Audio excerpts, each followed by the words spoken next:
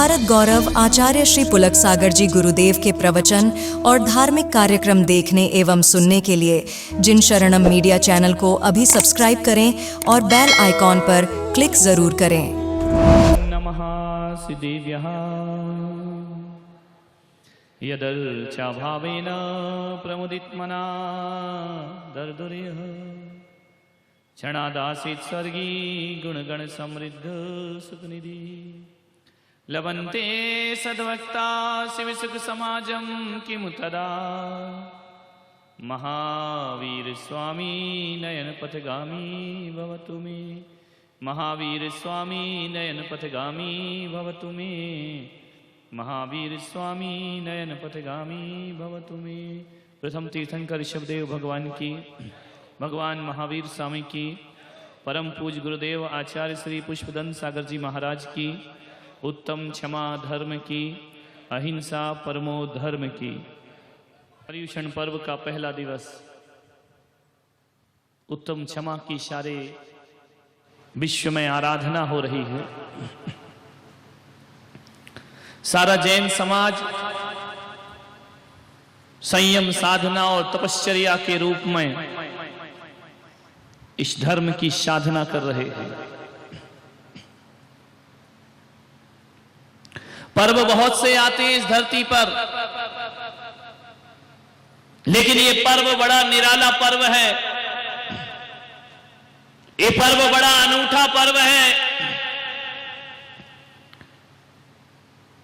रक्षाबंधन आता है, दीपावली आती है, दशहरा आता है,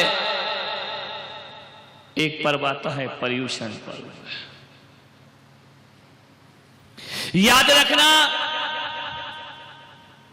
जितने भी त्योहार इस धरती पर आते हैं, हर त्योहार पर लोग सजते हैं, संवरते हैं, हर त्योहार पर लोग मिष्ठान्न बनाते हैं, हर त्योहार पर लोग पकवान बनाते हैं, हर त्योहार पर लोग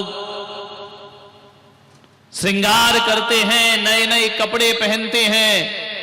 लेकिन पर्युषण पर्व ऐसा पर्व होता है जहां राग रंग नहीं, तपस्या और वैराग्य की साधना की जाती है। उसका नाम पर्युषण पर्व हुआ करता है। यहां श्रृंगार का त्याग किया जाता है, यहां भोगो विलास का त्याग किया जाता है। पर्युषण पर्व वो पर्व है, हर पर्व में बच्चे रोते हैं कि अच्छे कपड़े पहनेंगे। हर त्योहार में बच्चा रोता है कि मुझे अच्छा खाने को चाहिए, ये खाना है, वो खाना है, यहां घूमना है। लेकिन जैनियों का पर्युषण पर्व ऐसा आता है, यहां बच्चा खाने के लिए नहीं रोता है, बच्चा रोता है कि मां मैं एकासन करूंगा, मैं उपास करूंगा, मैं तपस्या करूंगा, मैं रात्रि में भोजन नहीं करूंगा। ऐसा पर्व दुनिया के सारे धर्मों को देख लेना, त्याग तपस्या का कोई पर्व आता है तो जैनियों का पर्व ये त्याग तपस्या का आता। देखा नहीं, सफेद वस्त्र धारण कर लिए, रंगीन वस्त्र छोड़ दिए। विचार करना है आपको। धवल का, महिलाओं का टेंशन दूर हुआ, पति तो और ज्यादा खुशी हो गए कि महाराज बहुत अच्छा किया। 2 घंटे तो इनको अलमारी में चयन करने में लगता था कि सुबह कौन सी पहनना, दोपहर को कौन सी साड़ी पहनना और शाम को कौन सी साड़ी पहनना। रंग दी संयम से चुनरिया, रंग दी त्याग से चुनरिया, ले लिया जीवन में साध्वी का भेष, ले लिया अपने जीवन में त्याग और संयम की साधना का रंग। ये धवल वस्त्र मन की कलुषता को मिटाने के वस्त्र हैं। कषाय पैदा ना हो जाए, कपड़े सफेद होने से कल्याण नहीं होगा। आज तुम्हें अपनी आत्मा को भी पावन और पवित्र बना करके रहना है, कलुषताओं से दूर रहना है। ध्यान रखिए, ऐसे सफेद वस्त्र जो आपने पहने हैं, अकेले वस्त्र नहीं बदलना मेरे भाई, भीतर का मन भी जो बदल लेता है उसके जीवन में पर्युषण पर्व अवतरित हो जाते। चित्त को पवित्र करिए, मन को पवित्र करिए, सब विकल्पों को छोड़िए। आप सब यहां बैठे हैं, किसी का 40 साल का जीवन हो गया होगा, किसी का 50 साल का जीवन हो गया होगा, कोई 60 के होंगे, कोई 70 के होंगे।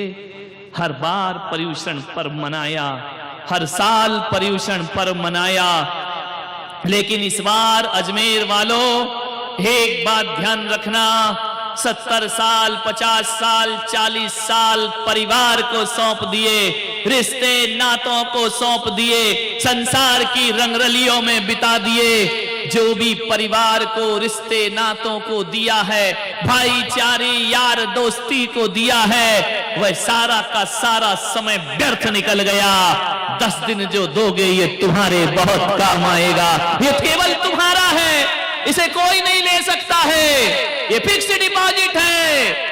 कि 10 दिन तक यदि तुमने अच्छे से साधना कर ली तो एक बात मान के समझना कि जीवन में हमने 10 दिन का ये जीवन बीमा करा लिया है, ये लाइफ इंश्योरेंस है।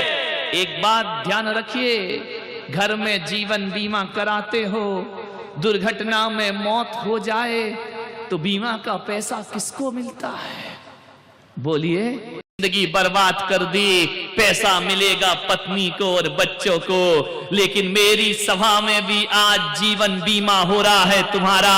और एक बात याद रखना, ये पुण्य का वो जीवन बीमा है, यदि आपने मेरे यहां बैठकर और जिनेंद्र के दरबार में लाइफ इंश्योरेंस करा लिया तो एक बात याद रखना, मर भी गए तो पत्नी को नहीं मिलेगा, तुम्हारा तुम्हें ही प्राप्त होगा। इस जन्म में भी प्राप्त होगा, आने वाले जन्म में भी प्राप्त, जन्म जन्म तुम्हें ही मिलेगा। इसका ब्याज कोई और नहीं ले सकता है, ध्यान रखना। ये हमारे जीवन की सबसे बड़ी कमाई है। छल मत करना।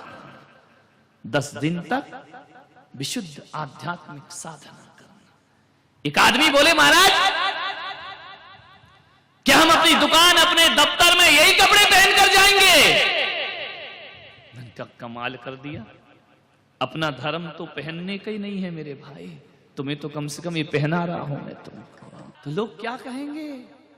पागल हो गया, ये जैनी लोग पागल हो गए, ये सफेद सफेद धोती दुपट्टों में कहां घूम रहे? ऐसा कोई नहीं कहेगा। जब ईद आती है, रमजान आता है, हर मुसलमान के सिर पर एक टोपी हुआ करती है, ध्यान रखिए। जब आता है सावन का महीना, हर हिंदू परंपरा भगवा पहनकर कांवड़ पर जल की यात्रा लेने जाता है। उसे देखकर लगता है कि इनका त्योहार आया है। आज तुम भी गुजरो सड़कों से, लोग कहेंगे जैनियों का त्योहार आया है, जैनियों का पर्व। इन पर मत देखो, ये तो बेचारे ताली बजाने को आए हैं, ध्यान। इन्हें देख के कौन कहेगा जैन साहब जा रहे हैं? यदि चले गए तो क्या दिक्कत है? अपनी संस्कृति, अपनी सभ्यता और अपनी परंपराओं में शर्म महसूस मत करो, इसमें गर्व महसूस करिए। आज महिलाएं यहां से घर जाएंगी, सफेद सफेद पूरे रोड में, ध्यान रखना, जो भी देखेगा कहेगा जरूर कोई साधक जा रही हैं, कोई साधिकाएं जा रही हैं, ध्यान रखना। इससे इज्जत खराब नहीं होगी, लोगों के हृदय में आस्थाओं का स्थान तुमको प्राप्त हो जाएगा, ध्यान रखना।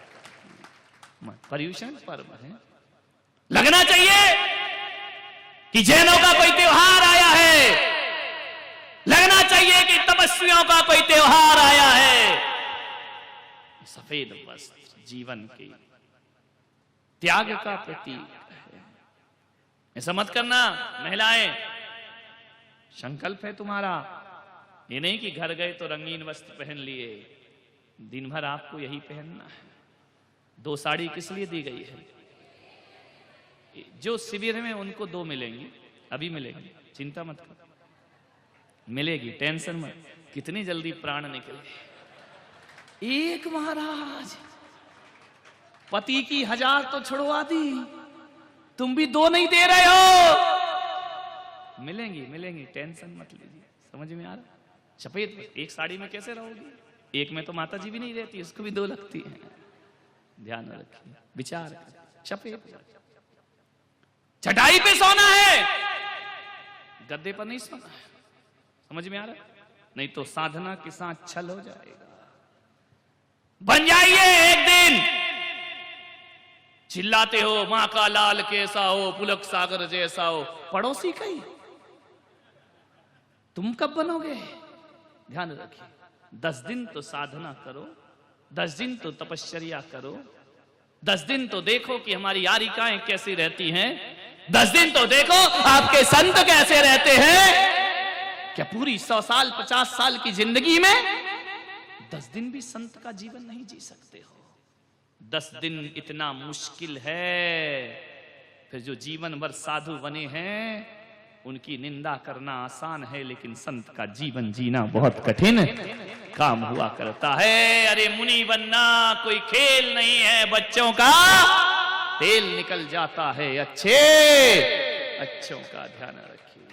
एक दिन नहीं होती साधना, 10 दिन सन्यास नहीं होता। जीवन भर सन्यास लेकर कैसे जीते हैं संत लोग? बड़ा सुकून मिलेगा, बड़ा आनंद मिलेगा। हर बार तो पर्यूषणों में मंदिरों में पूजा की, पूजा तो आज भी है। यहां बैठकर शास्त्रों में कहा है कि जो सामूहिक बैठ करके पूजा करते हैं उनको सामूहिक पुण्य की प्राप्ति हुआ करती है। तुम पढ़ते हो शास्त्रों में, पूजाओं में कि सम्मेद शिखर की अमुक टोक से इतने मुनियों को मोक्ष हुआ है, हजारों लाखों मुनि मोक्ष गए। एक बात ध्यान रखना, यदि पवित्र भाव से भगवान की पूजा अर्चना देव शास्त्र गुरु की आपने कर ली तो मैं विश्वास दिलाता हूं कि जब भी पुण्य मिलेगा तो तुमको सामूहिक पुण्य का फल प्राप्त होगा। हो सकता है इस जन्म में नहीं, अगले जन्म में, अगले नहीं, कभी ना कभी यदि आप सबने सातिशय पुण्य का बंद कर लिया तो जहां से हम लोग मोक्ष जाएं वहीं से तुम लोग भी साथ साथ निर्वाण को प्राप्त। सामूहिक पुण्य है, ये छोटा मोटा नहीं है। मंदिर में बैठ के पूजा करना अलग चीज है, तो समूह रूप में पूजा करना अलग चीज हुआ करती है। तुम देखते नहीं, एक बस जाती है, बस में कहां कहां के यात्री बैठते हैं। कोई अजमेर का बैठता है, कोई जयपुर का बैठता है, कोई उदयपुर का बैठता है, कोई नसीराबाद का, कोई किशनगढ़ का बैठ जाता है। कहां कहां के यात्री आकर के एकत्रित हो गए एक बस में। बस गई, पलट गई, सब मृत्यु को प्राप्त हो गए। एक्सीडेंट हो गया, मौत हो गई। क्यों? कोई कहीं रहता, कोई कहीं रहता, कोई कहीं पैदा हुआ, कोई कहीं पैदा हुआ। मरते समय सब एकत्रित क्यों हो गए? क्योंकि उन्होंने पिछले जन्म में सभी ने मिलकर कोई सामूहिक पाप किया होगा, इस कारण मरते समय सभी एकत्रित हो गए। और हम यहां बैठकर सामूहिक पुण्य कर रहे हैं। जब भी पुण्य का फल प्राप्त होगा सब एकत्रित हो जाएंगे, एक साथ आकर के वहां पर बैठ जाएंगे। ध्यान रखिए, ये कर्म है, छोड़ते नहीं है किसी को। ईमानदारी से, जितनी ईमानदारी होगी उतने नंबर आपको मिलेंगे। नंबर से मतलब आपके अकाउंट में आपके बैलेंस जमा होगा। ध्यान रखिए, बेईमानी होगी, पुलक सागर का कोई हानि नहीं है, तुम्हारी अपनी हानि है। ध्यान, दिन भर पानी नहीं पीना है, सुबह भोजन मिलेगा, शाम को एक आसन करो तो फिर एक आसन करो। ये क्या है ढोंग कि एक आसन भी कर लिया और शाम को भी खा लिया, तो काहे का एक आसन? वो तो 2 आसन हो गया। हमने कहा ऊनोदर, तुमने कर लिया दूनोदर, डबल लेकर के आ गए। इच्छाओं को जीतिए, घबराइए नहीं। हमने कहा दिन भर पानी नहीं पीना, कई महिलाओं की आंखें फट गई। पहले से क्यों संकल्प करते हो कि पिएंगे?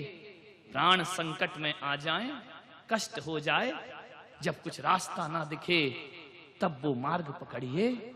ध्यान रखना, 2 तरह के लोग होते हैं धरती पर, 2 तरह के लोग होते हैं, 2 तरह के रास्ते होते हैं। एक अच्छा रास्ता होता है और एक बुरा रास्ता होता है। अच्छा रास्ता शुरू में कठिन लगता है लेकिन उसका परिणाम बहुत अच्छा आता है, और बुरा रास्ता चलते समय तो अच्छा लगता है लेकिन परिणाम बड़े घातक सिद्ध हुआ करते हैं। बुरे रास्तों से आज तक किसी को अच्छा परिणाम नहीं मिला है, चाहे लादेन हो, चाहे सद्दाम हो, चाहे रावण हो, चाहे कंस हो। कि जब जीते थे तो रास्ता बुराई का इन्हें बहुत अच्छा लगता था, लेकिन रिजल्ट आपने देखा है क्या आया इनके जीवन में। गलत का रिजल्ट कभी अच्छा नहीं आ सकता है, अच्छे का रिजल्ट कभी गलत नहीं आ सकता। ध्यान रखना, पश्चाताप होना चाहिए, गिलानी होना चाहिए, घृणा हो जाना चाहिए हमें अपने जीवन से। दो रास्ते, एक सरलता का रास्ता और एक कठिनाइयों का रास्ता। और जब जब मेरा मन कठिनाई के रास्ते को छोड़कर सरलता का रास्ता पकड़ता है, तब तब भीतर से ग्लानि होती है कि मैंने सरलता का रास्ता क्यों स्वीकार। जीवन तो कठोर साधना है, साधना करिए अपने जीवन में।